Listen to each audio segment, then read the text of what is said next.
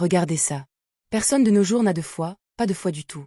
Ghislain claqua la langue en signe de désapprobation en observant les réactions douteuses de son entourage.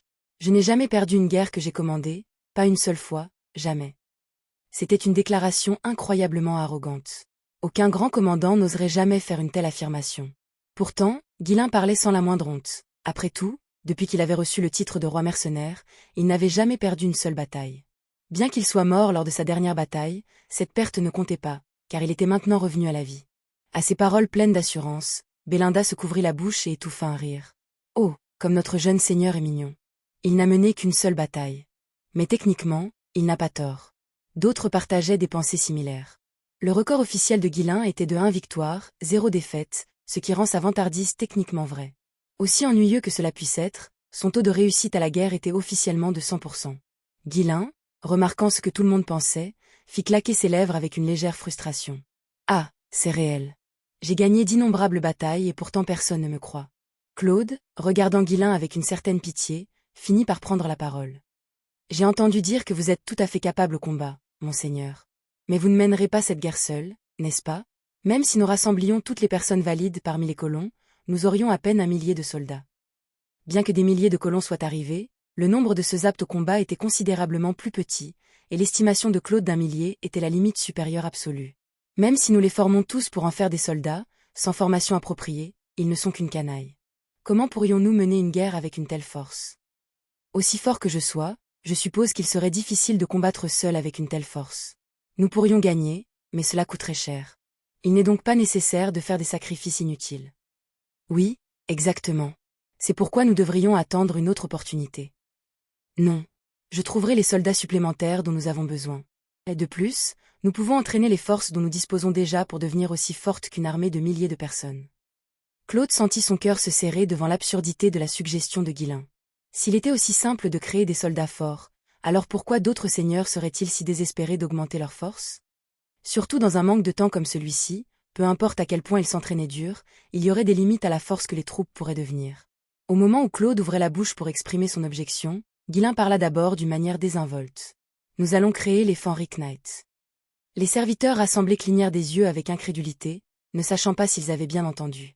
Créer un ordre chevaleresque sans un seul chevalier? De toutes les choses folles qu'ils avaient entendues de Ghislain, celle-ci était la plus déroutante. Qu'est-ce qu'un chevalier exactement? Les chevaliers sont une force puissante capable de renverser le cours de la bataille, semblable à une arme de guerre humaine. Le nombre et la qualité des chevaliers dans une armée déterminaient souvent l'issue des guerres. Généralement, des dizaines de chevaliers étaient nécessaires pour former un ordre approprié. Ainsi, un ordre chevaleresque symbolisait la force et le prestige d'un territoire. Ainsi, lorsque Ghislain, se préparant à la guerre, évoqua soudain la création d'un ordre de chevalerie, tout le monde fut naturellement stupéfait. Pense-t-il que rassembler n'importe qui et lui attribuer un titre fait d'eux des chevaliers? Vous devez au moins avoir une certaine maîtrise du mana pour être reconnu comme chevalier, et combien de personnes sur notre territoire peuvent même le faire? Sûrement, le Seigneur le sait.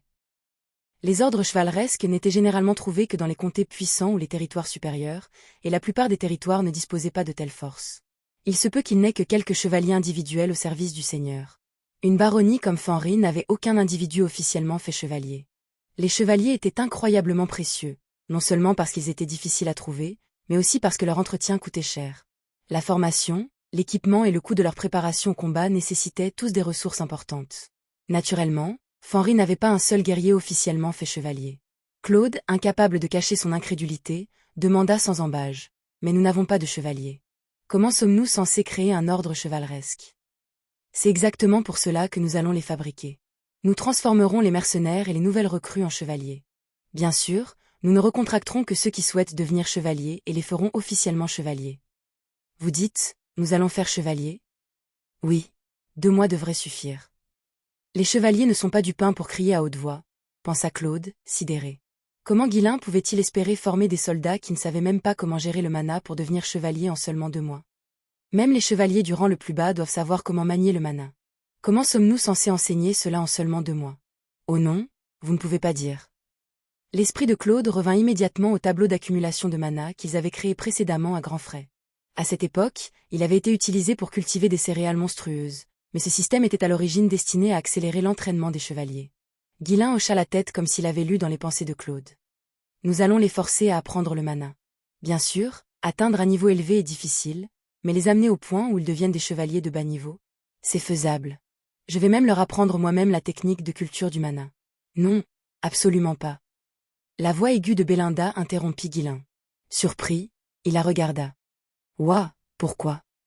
Vous envisagez de leur enseigner la technique de culture du mana de la famille Perdium, n'est-ce pas? Pour autant que Belinda le sache, Guilin n'avait appris que la méthode de la famille Perdium. Et les techniques de mana de la famille étaient considérées comme un savoir sacré, à ne jamais partager à la légère. Mais Guilin haussa les épaules comme si ce n'était pas grave. Ouais, c'est le plan. Quel est le problème? Si nous voulons créer des chevaliers, ils ont besoin d'une méthode appropriée de culture du mana. C'est l'art secret de la famille Perdium. Comprenez-vous pourquoi on l'appelle un secret? Il n'est pas destiné à être partagé librement. Les techniques de culture du mana étaient le fondement du pouvoir d'une famille. Seuls les membres de la famille ou ceux ayant une autorisation explicite pouvaient les apprendre, et ils n'étaient jamais partagés avec des étrangers. Ces techniques étaient la clé du maintien de la domination militaire et politique de la famille. Mais Guilin n'aimait pas ces notions d'honneur ou de secret. À quoi serviraient les traditions si tout le monde mourait parce qu'ils étaient trop précieux avec leur savoir? Même si c'est le secret de la famille, nous devons utiliser tout ce que nous avons maintenant. Nous avons besoin de soldats forts immédiatement, n'est-ce pas? Mais cette technique appartient à votre famille. Vous ne pouvez pas la distribuer comme des bonbons. Est-ce que cela ne se propage pas déjà ici et là à travers des branches familiales ou des étudiants personnels? Quel est le problème? De plus, ce n'est pas comme si tous les chevaliers de nos jours étaient des nobles. Certains d'entre eux ont dû voler des techniques quelque part, n'est-ce pas? C'est différent. Ce n'est qu'une poignée de cas. Bien sûr, il y avait des moments où les techniques de mana étaient transmises entre maîtres et élèves dans les tours magiques, où un roturier particulièrement talentueux pouvait être enseigné sous de stricts vœux de secret. Mais la suggestion de Guilin de diffuser ouvertement une telle technique était une toute autre affaire. Qui a déjà entendu parler de donner une technique secrète familiale à des centaines de personnes à la fois? Moi. Belinda ne pouvait que soupirer d'exaspération face à l'audace de Guilin. Quand il était jeune, j'avais peur qu'il soit trop avare. Maintenant, il est allé trop loin dans l'autre sens. Frustrée, elle jeta un coup d'œil vers Fergus, le chevalier aîné qui se tenait toujours tranquillement aux côtés de Guilin. Fergus était officiellement le garde du corps personnel de Guilin, bien que la garde réelle soit assurée par d'autres. Pourtant, en tant qu'un des anciens du territoire, Fergus était profondément respecté. Personne n'osait interroger Fergus, d'autant plus que Guilin lui-même prenait soin de la santé du vieil homme, faisant même personnellement circuler du mana pour l'aider. À l'heure actuelle, Fergus était assis à côté de Guilin dans la grande salle, la seule personne autorisée à une telle proximité. Belinda se tourna rapidement vers Fergus, espérant qu'il la soutiendrait. Il a servi la famille Perdium pendant longtemps. Il s'y opposera sûrement. Mais Fergus a complètement brisé ses attentes.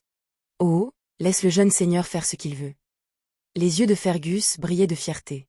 Il trouvait adorable tout ce que Guilin faisait, de la gestion du territoire à la tenue de réunions comme celle-ci.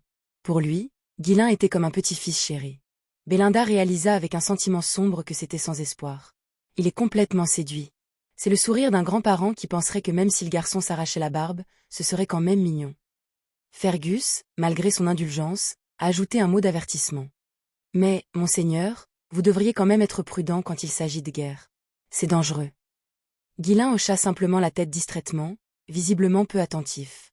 Fergus, reconnaissant cette expression, soupira. Il connaissait Guilin depuis assez longtemps pour comprendre qu'une fois sa décision prise, rien ne pouvait la changer. Avec l'approbation tacite de Fergus, Guilin bomba la poitrine avec assurance. Belinda, ne voyant aucune autre option, a essayé une approche différente. Même si vous leur faites jurer le secret, apprendre le mana n'est pas facile. Cela prend des années de pratique. Comment pourrait-il le maîtriser en 2 mois? C'était un bon point. La culture du mana n'était pas quelque chose que l'on pouvait acquérir rapidement. Cela demandait à la fois du talent et de longues heures de dévouement. Mais Guilin, comme à son habitude, a ignoré ses inquiétudes. C'est bon.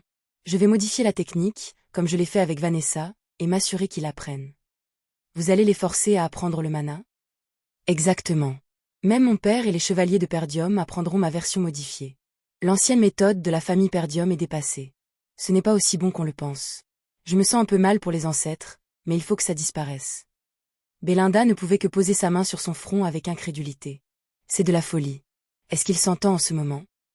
Bien sûr, c'était vrai que si vous êtes mort, peu importe les titres ou les secrets que vous déteniez. Mais comment Guilin pouvait-il espérer entraîner des centaines de chevaliers en seulement 2 mois? Cela n'a jamais été fait dans l'histoire. Et de plus, il ne se contentait pas de modifier n'importe quelle technique mais avait l'intention de mettre complètement de côté l'ancienne méthode familiale. Le jeune seigneur va réécrire la technique de cultivation de toute la famille Perdium? Avez-vous une idée à quel point c'est dangereux? Seuls des génies extraordinaires peuvent faire de telles choses. Il y avait une raison pour laquelle les créateurs originaux des techniques de culture du mana étaient considérés comme légendaires. Ces méthodes avaient été perfectionnées au fil des siècles par des génies extraordinaires, et aucune personne ordinaire ne pouvait les modifier. Un faux mouvement et les personnes qui apprennent la technique pourraient se retrouver paralysées ou pire. Ne me félicitiez-vous pas toujours comme un génie quand j'étais plus jeune? C'était... Belinda s'est arrêtée net. Elle ne pouvait pas exactement dire devant tout le monde que les éloges étaient exagérés pour renforcer sa confiance lorsqu'il avait réussi pour la première fois à arrêter de faire pipi au lit. Ghislain, la voyant hésiter, haussa encore les épaules. Il n'y a vraiment aucune raison de s'inquiéter. Dans sa vie antérieure, Ghislain avait été l'un des 7 plus forts de tout le continent, quelqu'un qui avait atteint le summum de la force humaine. Il avait modifié d'innombrables techniques de mana, les adaptant à ses subordonnés. Ne vous inquiétez pas. Vous vous souvenez comment j'ai aidé Vanessa lorsqu'elle a commencé à ressentir du mana? Je peux modifier la technique, et ça fonctionnera. Vous me faites confiance, n'est-ce pas? Ces paroles, si pleines de certitude, ont presque convaincu Belinda un instant. Eh bien, sa technique de mana était différente de celle de la famille Perdium, c'est sûr. Mais juste au moment où elle était sur le point de céder, elle reprit ses esprits. Attendez une minute. L'expression « faites-moi confiance » est la phrase la plus courante de la part de tous les scélérats. Ce sont 2 choses complètement différentes, monseigneur. Vanessa était une prodige, formée à la théorie magique depuis des années à la tour. Ce n'était pas la même chose que d'essayer d'enseigner à des mercenaires qui ne savaient même pas comment ressentir le mana. Lord Ghislain est peut-être doué en mana et possède des capacités spéciales, mais c'est tout simplement ridicule. Il s'enivre de son propre succès. Tout va bien pour lui ces derniers temps, et cela obscurcit son jugement. Si transformer les gens en chevaliers en 2 mois était vraiment possible, Perdium aurait conquis le royaume bien avant même la naissance de Ghislain. À ce stade, Claude intervint, désespéré de redonner du sens à Ghislain. Monseigneur, nous sommes dans une situation très urgente. Il y a tellement de choses à faire. C'est vous qui avez évoqué la question de la préparation de l'attaque de Desmond, vous vous souvenez? Ouais, et alors? Si nous devons préparer la guerre et développer le territoire, cela va coûter énormément d'argent, n'est-ce pas? Cela coûtera une fortune. Même si nous dépensons tout ce que nous avons et ce que nous gagnerons à l'avenir, cela pourrait ne pas être suffisant. Alors pourquoi pensons-nous à dépenser tout cela pour créer une formation imprégnée de mana au lieu de vendre ces précieuses pierres uniques? Si nous ne parvenons pas à créer des chevaliers en 2 mois, nous perdrons non seulement du temps mais aussi de l'argent. Claude élève la voix avec passion. Il a reconnu les réalisations de Ghislain, les connaissances mystérieuses qu'il semblait posséder et même les miracles qu'il avait accomplis jusqu'à présent. Mais cette fois, il misait tout sur quelque chose de complètement farfelu. Une erreur pourrait nous coûter la vie. Qui, censé, accepterait un plan aussi risqué, sachant que sa propre vie était en jeu? Même s'ils avaient méticuleusement planifié et économisé chaque pièce, la guerre avec Desmond restait une perspective terrifiante. Desmond était l'un des seigneurs les plus puissants des territoires du Nord. L'idée de parier sur un plan aussi risqué, avec des enjeux aussi élevés, était impensable pour Claude. Si vous échouez, cela nous mettra dans une situation encore pire. S'il vous plaît, ne pouvons-nous pas simplement nous préparer de manière rationnelle? Les autres serviteurs acquiescèrent, leurs expressions suppliantes alors qu'ils regardaient Ghislain. Mais Ghislain haussa simplement les épaules, indifférent à leurs inquiétudes. Ça va marcher. Je vous le dis, pour moi, c'est parfaitement rationnel. Ai-je déjà fait des promesses que je ne pouvais pas tenir? Je ne suis pas ce genre de personne. Un lourd silence s'installa dans la pièce alors que tous les regards se tournèrent vers Ghislain. S'il y avait quelqu'un sur tout ce territoire connu pour ses déclarations audacieuses, parfois ridicules, c'était bien son jeune seigneur. Même si nombre de ses projets avaient fini par réussir, ils étaient encore ridicules lors de leur première présentation. Ghislain, sentant le poids de leur regard, marmonna dans sa barbe. Incroyable.